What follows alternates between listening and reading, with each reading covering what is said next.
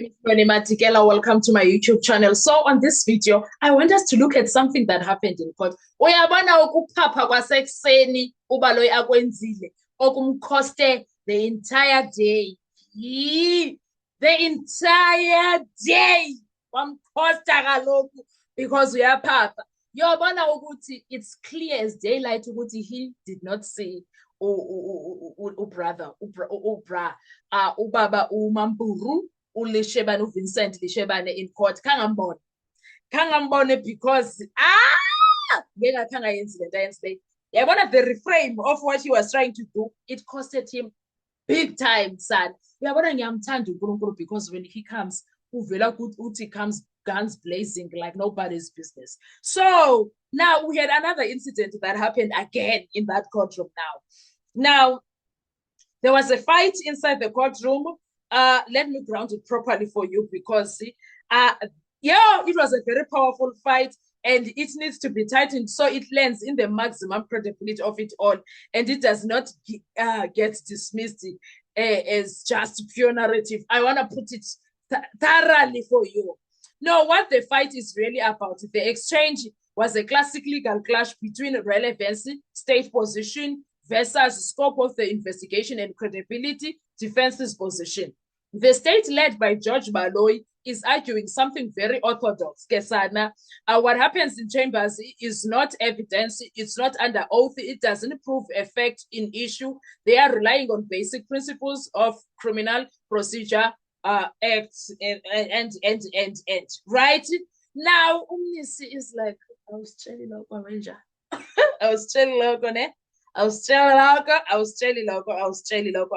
loco. So after the video that I just did now, so this is what happens now. Then Ubaloyi is not impressed with Uguti. These things are being brought forward, are being said the way they are said. He says what through him Ubaloyi Utiba what is supposed to be what the meetings that you have in the consultations as everything is supposed to stay there. So he says what happens in chambers is not evidence, it's not under oath, it doesn't prove effect in issue. They are relying on basic principles of criminal procedure. Only relevant admissible evidence should be considered. Now, the defense strategy, and this is where it gets sharp, okay? Advocate Mnisi is doing something far more strategic than it looks on the surface. He's not just trying to sneak in gossip from chambers, Kesana, because Nguya who's fighting for it, but Ramsey plays the one that is on the podium with the witness, Mr. Lishebane. He's building a bigger legal argument, Umnisi, when he does the objection. This speaks to the character of the investigation and conduct of prosecution. That matters because in a criminal trial, if the investigation is tainted, if the witnesses are influenced, kosher, or inconsistent, then the entire evidential foundation becomes unreliable. That's not a side issue that can go directly to a reasonable doubt. Why is the chambers issue, why is it exclusive? Normally, yes, what happens in chambers stays there, but the defense is trying to reframe it as not private discussions, but evidence of how testimony may have been shaped or influenced.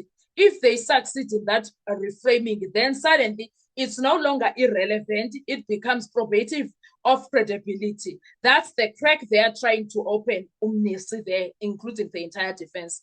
Now, look at what the judge does when it comes to this. The judge's move, and it's subtle but important. Mokgotleng doesn't immediately shut it down. Instead, he says, I'll consider relevance when writing the judgment. I'll consider relevance when writing judgment. Two things that could be happening there. Judge Rata is avoiding the fight. Secondly, Judge Rata is like, I'm suffering next, that I don't want anything that will make me look like I am biased here. I'm already being told off, okay? Please, Baloyi, sit down. That for me, that's what it looked like. Now, that's not an argument with the defense per se. It's something more cautious. He's allowing the record to develop, but reserving the right to ignore it later. This is actually a control move, not a victory for either side. Where now this entire situation is serious, is saying The judge agreed the state is losing credibility, control, and narrative. No, that's a strong accusation, I would say, or thought process. But legally, it's not fully accurate yet where we are, because Urata is putting it there later. Ne? What actually happened, the state objected on solid procedural grounds. Fair. The defense pushed a broader relevance argument. Fair again. Now, the judge did not rule in favor of the defense. He deferred the decision. That's not collapse, that's tension building on its own. The real high value on this angle is that the defense is no longer just cross-examining with the witnesses. They are putting the investigation itself on trial. And that connects directly to General Shebane's contradictions, Zungu's statement issues, allegations of internal pressure. Now, that is the narrative with the legal weight.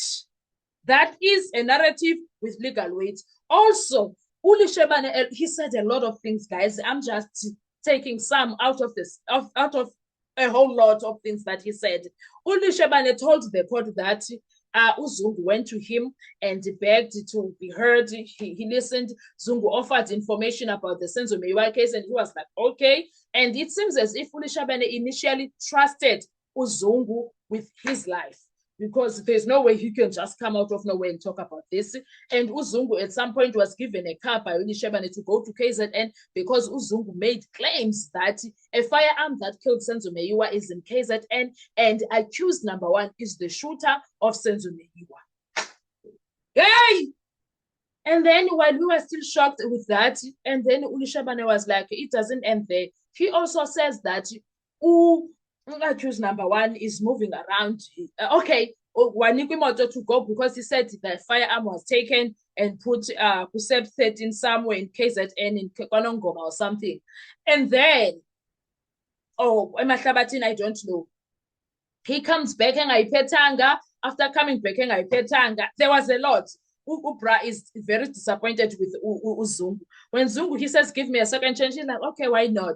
He calls again. That's when accused number one gets arrested. Zungu, okay, that's another bombshell. No, let me leave it. I'll talk about it in another video because that's another bombshell. Zungu, my lord.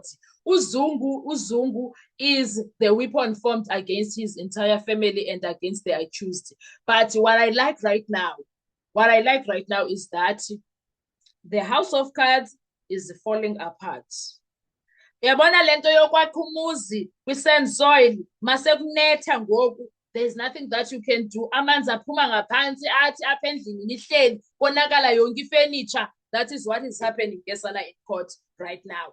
That is exactly what is happening in court right now, if I can tell you that. So kubi kuyilonto ke ukuba loyi ubhlungu because ngoku amabholo ayaqhathwa, i-secrets zakhe are out, and there was somewhere where utata Uli Shebane athi, you know, I left very angry from the office kabaloyi.